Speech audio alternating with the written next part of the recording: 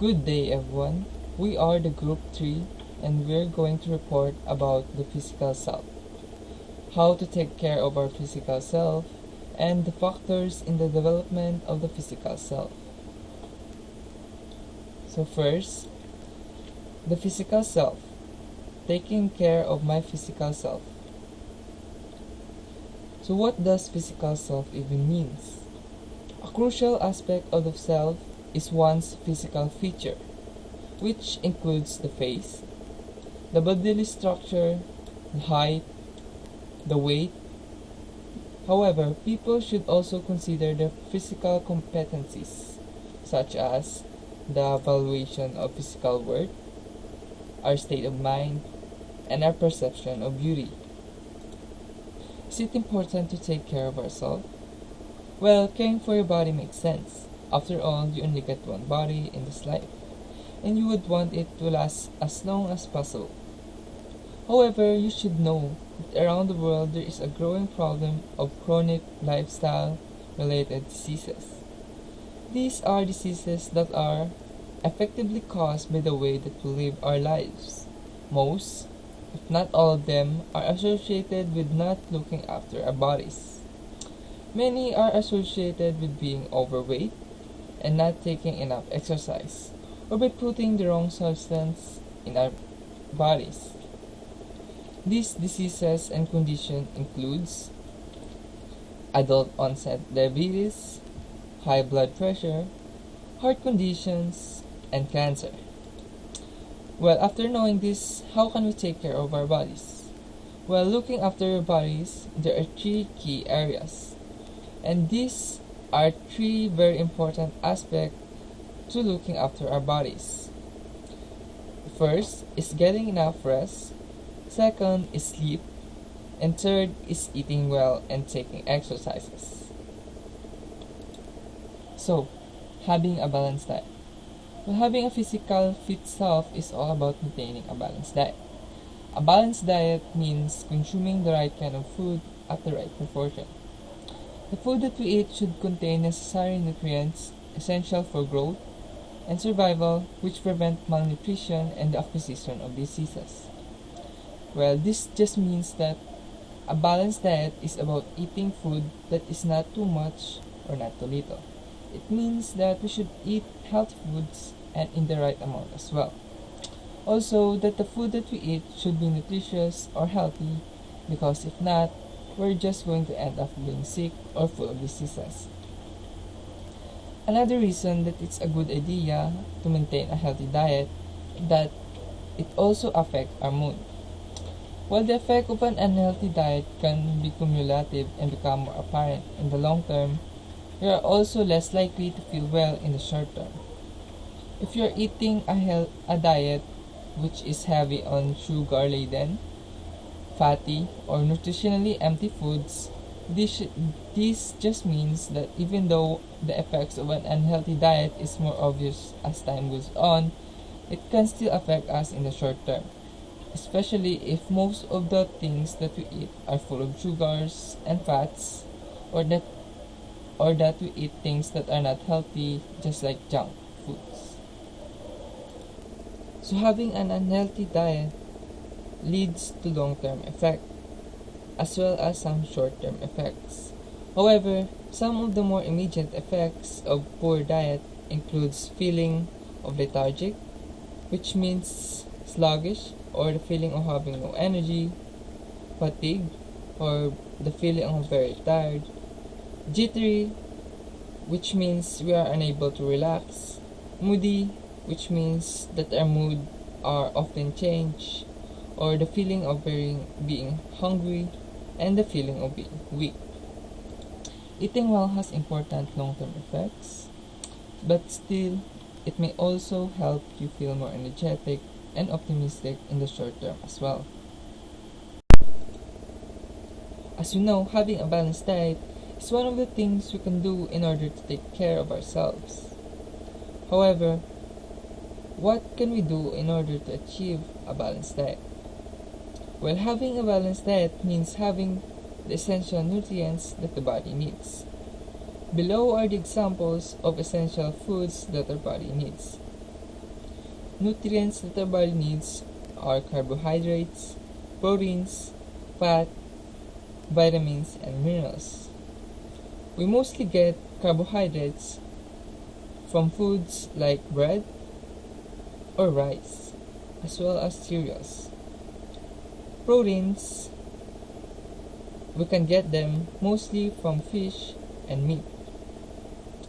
Fats, mostly from oily foods, while vitamins and minerals, we can get them mostly from fruits and vegetables. Carbohydrate is important.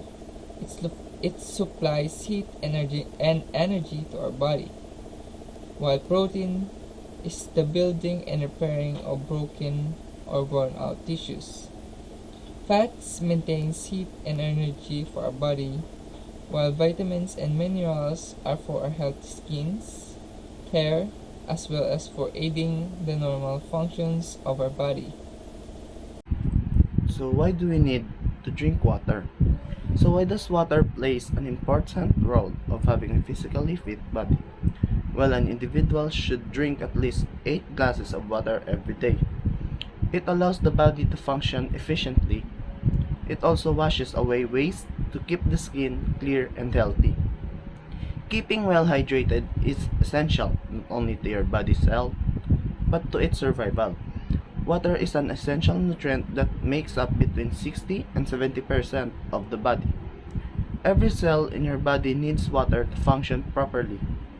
Water maintains body temperature, moves nutrients and waste materials through your body, helps normalize blood pressure, and lubricates and cushions body joints and organs. Why do we need water?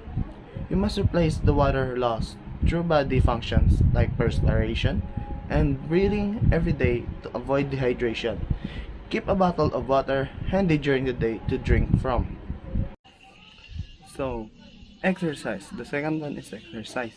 Most people are aware of advice that we should take regular exercise. But what does that mean and why is it important? Recommendations vary from 20 minutes of medium intensity exercise enough to raise your heart rate per day.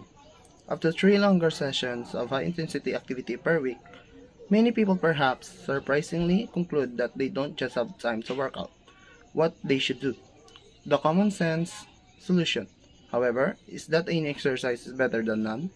Although the recommendations for the amount and intensity of exercise may change, nobody has yet concluded that taking some exercises is bad for you. However, very intense exercises over long periods may have some detrimental effect. Even if you can't do as much as exercise as is recommended, taking a small amount of exercises will do you good. It is, however, important to ease yourself gently into any exercise program, especially if it's been a while since you have exerted yourself to do anything beyond lift the TV remote control or walk to the car. There is a risk of injury if you overdo it, and you can also run the risk of a heart attack or other problems if you ask your body to do too much. So the third one is, why is sleeping important? So sleeping is important. Having a balanced diet, exercise, and drinking water are not the only thing that keeps the physical body healthy. Sleeping is also important. Some say sleep is for the weak. It is a totally wrong notion. Sleep gives the bone, muscles, and mind time to recover. Think of it as our very own power bank. An individual needs 8 hours of sleep every day. So the fourth one is don't smoke. If you smoke, quitting is absolutely the best thing you can do for your health. Yes, it is hard, but it's also far from impossible. Smoking and tobacco use are harmful habits. They can cause heart disease and mouth, throat, or lung cancer. They are also leading factors of emphysema and chronic obstructive pulmonary disease, or the acronym is COPD. The sooner you quit, the better. And lastly, limit how much alcohol you drink. Men should have no more than 2 drinks a day. Women should have no more than 1 drink a day. 1 drink is equal to 5 ounces of beer, 5 ounces of wine, or 1.5 ounces of liquor. Too much alcohol can damage your liver. It can cause some cancer, such as throat, liver, or pancreas cancer. Alcohol abuse also contributes to deaths from car wrecks, murders, and suicides. The things above are commonly the things that we do to keep our physically body fit. However, our physical self is not only all about our physical body, but also about our minds. So, mind. It is really important to keep our minds healthy as it is where our emotions happen, how we control them, and the decisions we make which affects how we live our lives. So, here are the things you can do to make your mind healthy. So, the first thing you can do is a quick morning meditation. A quick 5 or 10-minute meditation each morning will help balance your mind for the busy day ahead. Take a few moments to relax before you begin preparing for the day. Think about all the things you are grateful for and give yourself some positive encouragement. So, how do you do meditation? So, after waking up, you can find a good spot in your home where it is quiet and you can be alone, or you can just do it in your room. You can sit and set a timer, then close your eyes and focus on the sensation of your breathing. Then you can recite your goals in life and your achievements, and also the things you want to change in your behavior. So, in that way, you can really reflect on yourself and keep your mind positive. Next is get outside. Ditching the comfort of your home is a great way to improve mental and physical health. Similar to meditation, spending time out of doors benefits the brain. Other research suggests even just looking at pictures of nature sparks positive activity in the brain.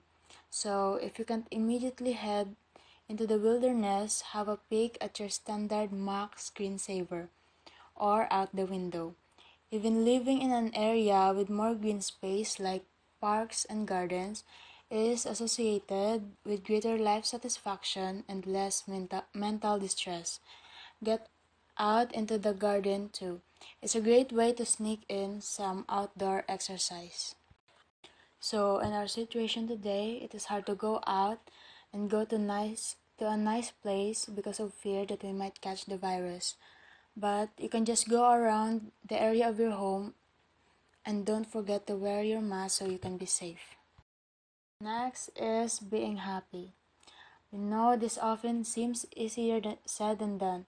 Happiness feels good, but it's also genuinely great for your health. When you're healthy, you're happy, and vice versa. Research suggests that feeling happy may even prevent disease, including heart disease. For those who find be happy just a little bit of a reach, it turns out there's actually a simple way to feel more upbeat. Just crack a smile. So you can do the things you enjoy, the things that make you happy, like cooking, baking, strumming your guitar, or learning new things. Simple things that makes you preoccupied and happy. Generosity. It's nice to be important, but important to be nice. By helping others, we actually help ourselves too. Lending a hand not only boosts mental health, but may also lead to a longer life. Is it really altruism if you also benefit? Well, you're making other people happy. You get to be a little happy too. Volunteering can also positively affect self-confidence, self-esteem, and general well-being. And next is keep a journal.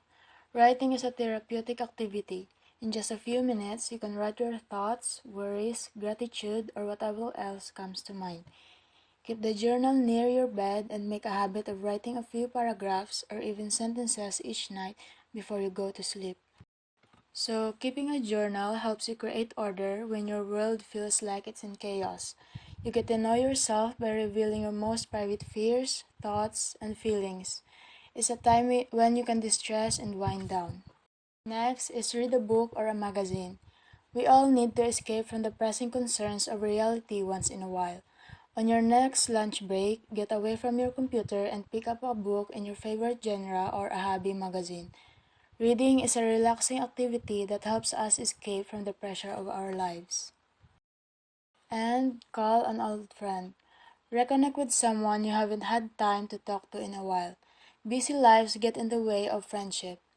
Career, family, responsibility makes us forget those who are dear to us.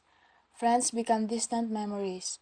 In the social media age, people tend to keep track of friends through various social media sites but rarely ever pick up the phone. So it is important to maintain your relationship with your loved ones. You can ask them how they are doing in life and catch up. Remember that it is important to have someone to talk to. Schedule time for yourself. When we fill out our calendars for the day, we usually don't schedule in time for ourselves. We remember important conference calls, meetings, and deadlines. Next time you start filling out your daily calendar schedule, blocks of time for yourself, schedule time in the morning for some exercise, and schedule time in the evening to visit with friends. Next is unplug from technology. People tend to grab their phone first thing when waking up. Then work begins. Checking email leads to replying to email, and before you know it, it's time to get up and get ready for work or school. Leave the electronics alone until you've given yourself time to prepare for the day. Make time for breakfast, the most important meal of the day, and save the email for the end of your morning ritual. So personally, the first thing I do when I wake up is set a timer for 30 minutes and restrict myself from touching my phone. The first thing I do is do my skincare, my makeup, and then eat my breakfast. And after that, after the 30 minutes, I can hold my phone. And next is remind yourself that you are fabulous. Don't let deadlines and demanding job get you down. Remind yourself of all the things you have accomplished and don't get caught up in problems or failures. You are not your job, and taking the time to remember things that define you as an individual outside your work will contribute significantly to peace of mind. And so, these are the things that we can do to take care of our physical selves. As a vessel of the self, the physical well being of a person must be maintained.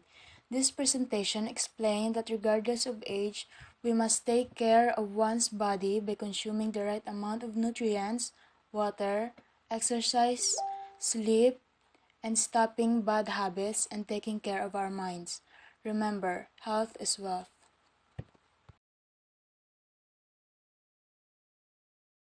Good day, everyone. The Group 3 of Social Science 3, Understanding the Self, Department of Social Sciences, Western Institute of Technology, presents to you our report entitled Physical Self Factors in the Development of the Physical Self.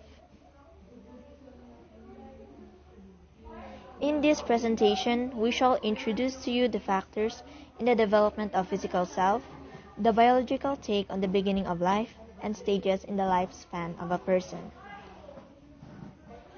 A question: what is the physical self? So it is explained the physical self is not only limited to what can be seen by the naked eye.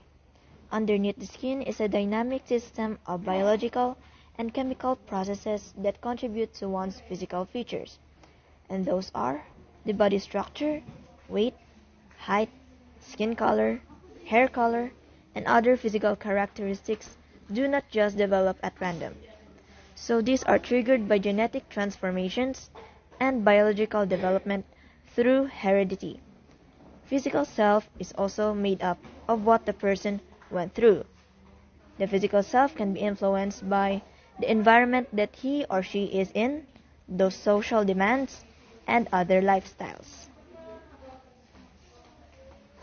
So in this, the first factor in the development of the physical self is heredity. Nature and nurture. What influence you more, nature or nurture? First is heredity or nature. It is a transmission of traits or characteristics from parents to offspring. It is also explained that heredity is a simple mechanism in which Traits or characteristics are transferred from one generation via genes.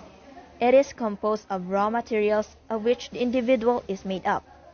Through the genes, hereditary potentials like physical, mental and social, emotional and moral traits are passed down to generations. It has long been known that certain physical characteristics are biologically determined by genetic inheritance. For example, the color of eyes, straight or curly hair, pigmentation of the skin, and certain diseases, such as Huntington's chorea, are all a function of the genes we inherit. The Huntington's disease, or HD, is a hereditary and deadly disorder that causes nerve cells in the brain to break down. This causes physical and mental abilities to weaken, and they get worse over time. There is no cure. If it starts early in life, it's called juvenile Huntington's disease. So, in this figure below is the percentage of a child inheriting the eye color of the parents. If both parents have brown eye color, it is like the likelihood of a baby's eye color is 75% brown, 19% blue, and 7% green. If parent 1 has brown eyes and parent 2 has blue eyes, a percentage of 50% is the likelihood of a baby's eye color is brown, 50% also blue, and 0% green. And if parent 1 has brown eyes and parent 2 has green eyes, there's a likelihood of 50% that the baby's eye color is brown, 12% blue, and 38% green. If parents 1's eyes is blue and parents 2 eyes is also blue, there is a likelihood that 0% of baby's eye color is brown, 99% blue, and 1% green. If parents 1 eye color is blue and parents 2 eye color is green, 0% brown is the likelihood of baby's eye color, 50% blue is the likelihood of baby's eye color, and 50% green is also the likelihood of baby's eye color. And lastly, if both parents' eyes are color in green, there's a likelihood that the baby's eye color's brown is 1%, the baby eyes color's 25%, and 75% is the likelihood that the baby's eye color is green. So these facts have led to many speculate as to whether psychological characteristics such as behavioral tendencies, personality attributes, and mental abilities are also wired in before we are even born. So those who adopt an extreme hereditary position are known as nativists. Their basic assumption is that the characteristics of the human species as a whole are a product of evolution and that individual differences are due to each person's unique genetic code. So nature, in general, the earlier a particular ability appears, the more likely it is to be under the influence of genetic factors. Estimates of genetic influence are called heritability. Examples of an extreme nature positions in psychology include Chomsky, 1965, who proposed language is gained through the use of an innate language acquisition device. So, if for example, in nature, if your dad is a doctor and he has an intelligent mind, so it is more likely that a child born has also, like inherited the father's intelligence. Like if the father's a doctor, the son may also be a doctor. And that goes on from generation and passed down via genes. The second is environment, nurture, or the total forces or experiences that a person undergoes from conception to old age. This includes family, friends, school, and nutrition, to name a few. So, in the second factor, nurture means that the environment that you grew up in or the experiences you've had in life is the benefactor to the development of your physical self. At the other end of the spectrum are the environmentalists, also known as as empiricists. not to be confused with the other empirical slash scientific approach. Their basic assumption is that at birth the human mind is a tabula rasa, a blank slate, and that this is gradually filled as a result of experience, for example, behaviorism. Tabula rasa is the theory that individuals are born without built-in mental content, and therefore all knowledge comes from experience or perception, unlike nature where it believes that the human mind has innate possession of certain knowledge. From this point of view, psychological characteristics and behavioral differences that emerge through infancy and childhood are the results of learning. It is how you are brought up, nurture, that governs the psychologically significant aspects of child development, and the concept of maturation applies only to the biological. So in nurture, the concept of maturity only exists in the biological space, as maturity in behavior and thinking depends on the upbringing of someone. Nurture assumes that correlations between environmental factors and psychological outcomes are caused environmentally. For example, how much parents read with their children and how well children learn to read appear to be related. Other examples include environmental stress and its effect on depression. So, nature, the correlation between the environmental factors and its psychological outcomes are being caused by the environment around someone or the environment of their upbringing. So, if you had a childhood that you were being read to by your parents or reading with your parents, you may get to be uh, a reader or a bookworm type person in the future. Which is it, nature or nurture? There has been always a debate on how much of nature and nurture makes up a person. All we know as of the moment is that they both influence us, and the amount of that influence vary from person to person. So we now all know that nature and nurture both influence us, but how it influences us vary from person to person. Our physical self have different takes on these two factors and the amount we get to be influenced by it. So it really depends on the person if they are on the nurture side or in the nature side. So which is it, nature or nurture? We are all born with specific genetic traits inherited from our parents, such as eye color, height, and certain personality traits. Beyond our basic genotype, however, there is a deep interaction between our genes and our environment. Our unique experience in our environment influence whether and how particular traits are expressed. And at the same time, our genes influence how we interact with our environment. Diamond 2009, Lobo 2008. There is a reciprocal interaction between nature and nurture as they both shape who we become, but the debate continues as to the relative contributions of each. So nature and nurture both have a contribution to your physical self-development, and there's still a debate going on about it. Beginning of life.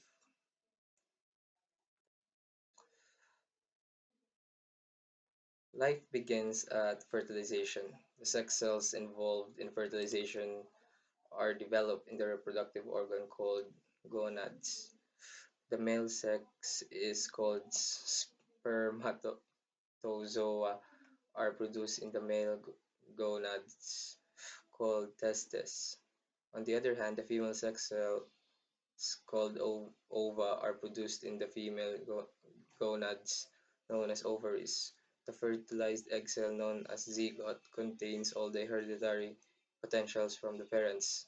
The zygote travels the uterus and continues to grow during the gestation period of about 280 days before it becomes ready to meet the outside world. That's how life begins. Each of the parents contribute one sex chromosome to the offspring. Mothers can only give X, while father can either give X or Y, or female XX and male XY. Both male and female chromosomes contain several thousands of genes. Within the gene is a substance called DNA, which is the code of heredity. It contains information and instructions about the newly created organism and the programs and traits that should be inherited. And when all these inherent traits start to unfold, it is called maturation. We can say that life begins with the creation of a baby or a fetus from the process of reproduction. Stages of life. Stages of life. Stages of human development. Where are you now in the stage of human development? Are you a prenatal period, conception to birth, infancy, birth to end of second week, babyhood, end of second week to end of second year, early childhood or preschool age, 2 to 6 years, late childhood or elementary stage, 6 to 10 or 12 years, puberty or preadolescence, 12 to 13 or 14 years, adolescence, 13 to 14 to 18 years, early childhood, 18 to 40 years, middle age, 40 to 60 years, or old age, or sentence, 60 to death. We're gonna find out.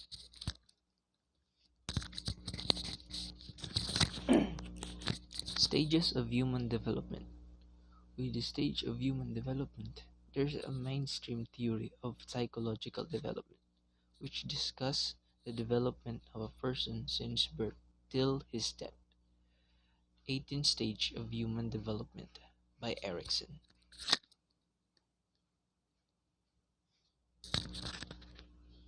At e- each stage, the individual deals a conflict that serves as a turning point in development.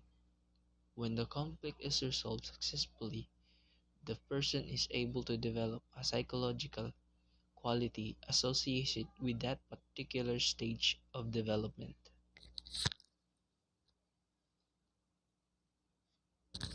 The first stage is trust versus mistrust. Trust versus mistrust is the earliest psychological stage that occurs during the first year or so of a child's life.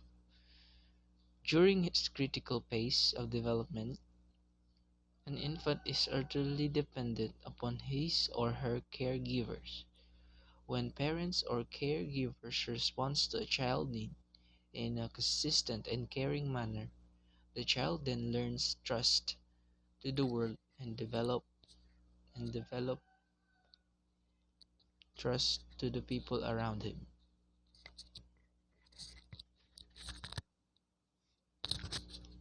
The second stage is autonomy versus shame and doubt. The second psychological stage involves the conflict between autonomy and shame or doubt.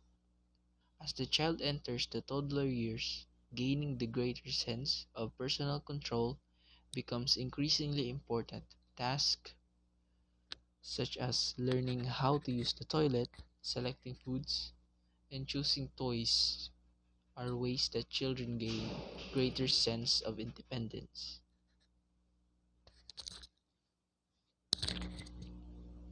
The stage 3 is initiative versus guilt.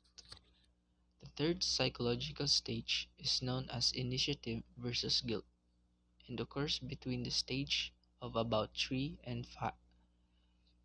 This stage is centered of developing sense of self-initiative. The children who are allowed and encouraged to engage in self-directed play emerge with a sense of strong initiative, while those who are discouraged may begin to feel a sense of guilt over their self-initiative activities.